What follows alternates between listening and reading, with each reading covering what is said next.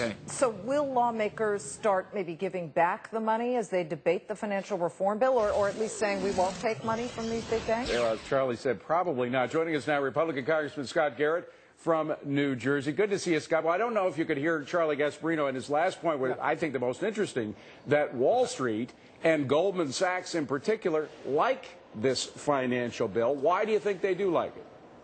Well, you know, Peter's opening comment was that the president's coming to New York and he's going to do his victory lap. And what I'm thinking, maybe this is a mixed metaphor, but as he does his lap around there, he will pass go, and the administration will collect another $200, or maybe, as in the past, $15 million, as he did during his last election cycle. And you just see, as your report indicates, so much money is coming from Wall Street to the Democrat coffers, and two-thirds of the money, actually, from Wall Street is going to the Democrats.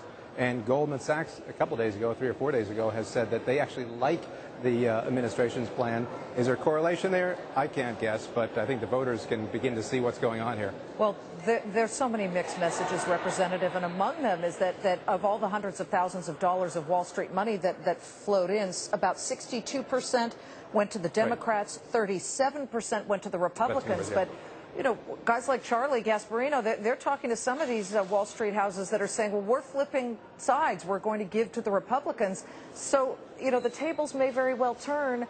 The money may go to your side. And then what? Then will you be in the sights of people who say, why are we putting a safety net out for Wall Street when they're just flowing the money to people inside the Beltway?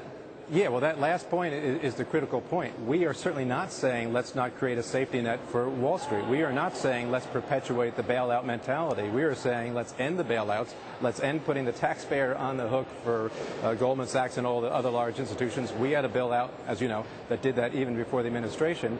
But the administration just wants to codify, put into law exactly the situation we've had during this crisis, to use taxpayers' dollars at risk to bail out these institutions. We will not go there. Our bill does not go there. We do not want to do that.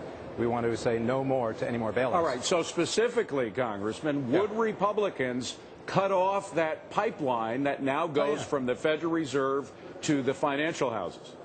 Absolutely. We do that in our bill. And the interesting thing is now here in the news over the last 24 hours, I guess it is, the administration's all of a sudden saying, oh, we'll take out the bailout language.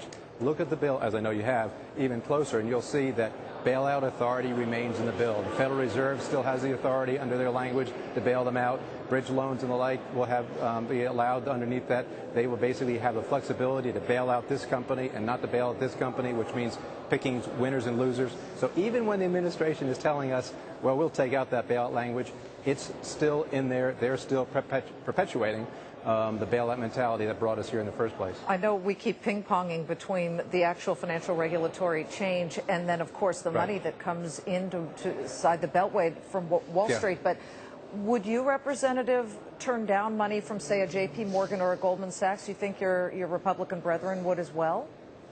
I think anyone would turn down if they thought that we were doing something that was going to benefit them and put the taxpayers at risk. But as I say, we are not doing that, and I will never do that. The Republican platform is to not to do that. We will stand firm to say we're not going to put taxpayer dollars at risk. We will not perpetuate bailouts, and so we're not going to accept we'll never accept money to change our tune on that one. Absolutely. Republican Congressman from New Jersey, Garrett. Good to see you, Scott. Thanks very much. Good to see you. Thank you. Appreciate it.